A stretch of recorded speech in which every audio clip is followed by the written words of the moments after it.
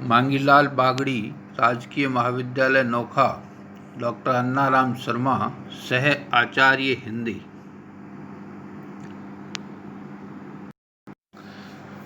कबीर का ब्रह्म वर्णन। कबीर के निर्गुण ब्रह्म का स्वरूप। कबीर का ब्रह्म स्वरूप प्रतिपादन की दृष्टि से उनके अनुभव की देन है।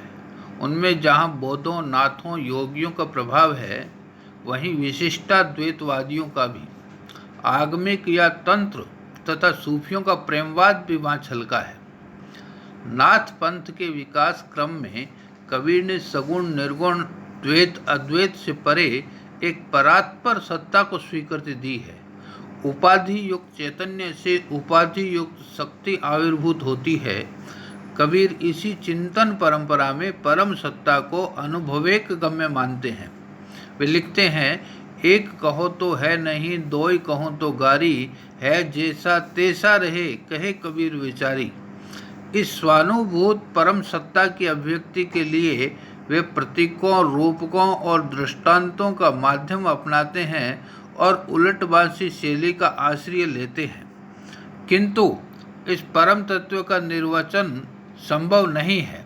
वह नानात्व में एक है, वह अस्थि है, इसके बारे में वे पुष्प गंध द्वारा संकेत भर करते हैं।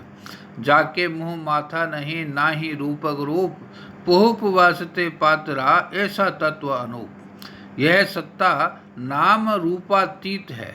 त्रिगुणातीत होने से वह निर्गुण है। अंजन रहित होने से वह निरंजन है। कबीर के तत्व विवेचन में अद्वैत वेदांत प्रतिपादित निर्गुणता और अव्यक्तता झलकती है। यह कहीं कहीं मुस्लिम एकेश्वरवाद के समान लगता है, यद्यपि वह ऐसा है नहीं, क्योंकि इस्लाम में ईश्वर की सत्ता मात्र एक है। अन्य सत्ताएं भी है जिनसे ईश्वर की सत्ता श्रेष्ठ बताई गई है।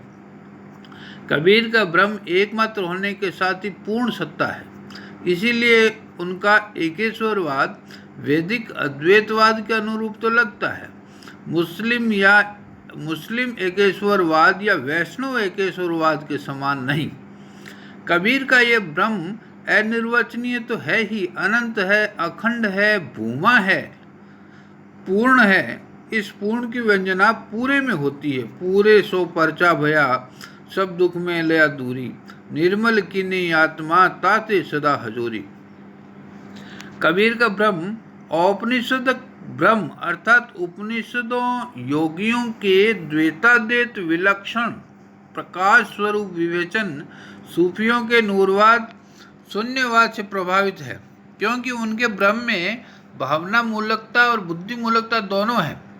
गगन, सत्य, चित्त, आनंद आदि शब्द दत्तात्रेय आदि की अवधूत परंपरा के हैं, तो जल, जल तरंग, समुद्र, बूंद, दृष्टांत निगमागमिक परंपरा के हैं। कबीर में सोपाधिक ब्रह्म का वर्णन भी है। जब वही परम सत्ता सत्य रज तम भेद मायोपदी विस्तार से विशिष्ट होती है, तो वही ब्रह्मा विष्णु महेश की संकल्पना हुई है।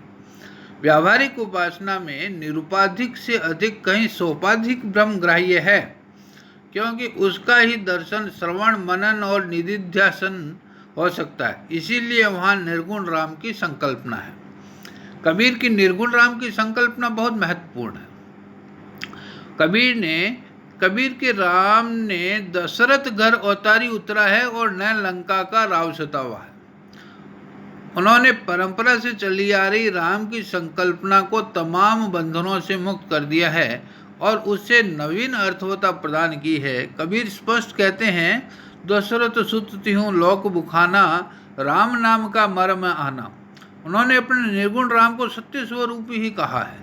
जगत में जो कुछ भी सत्य है, रमणीय और कल्याणकारी है, वह राम है। ब्रह्मांड में जहाँ भी निर्वैरता, परोपकारिता, दयाशीलता, कारुणिकता, मायातीतता है, कबीर उसे बिना हिचक स्वरूपधारी राम मान लेते हैं। इसी मान्यता के कारण वे दशरथ के बेटे राम में भी सत्य निरूपी निर्गुणी राम की झलक देख लेते हैं।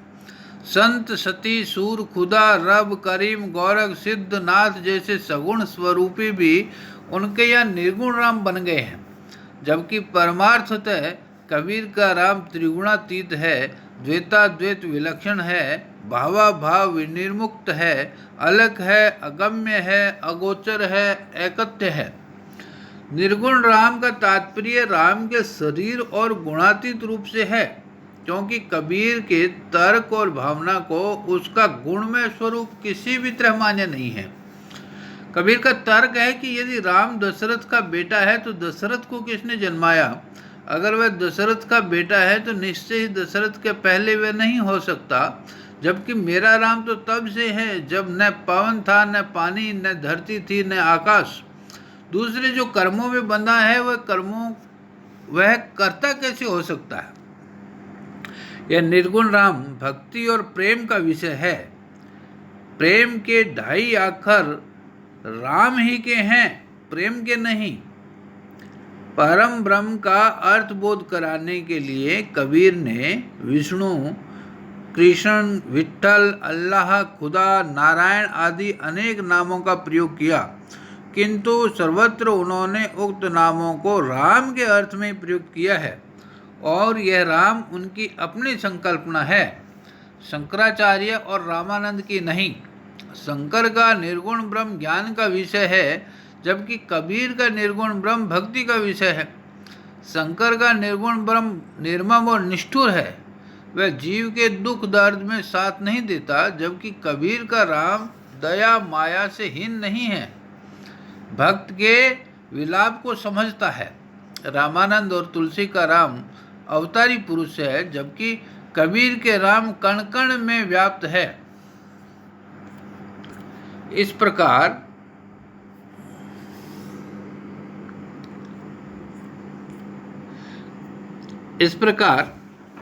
कबीर ने अपने विशिष्ट निर्गुण ब्रह्म की संकल्पना प्रतिपादित की है।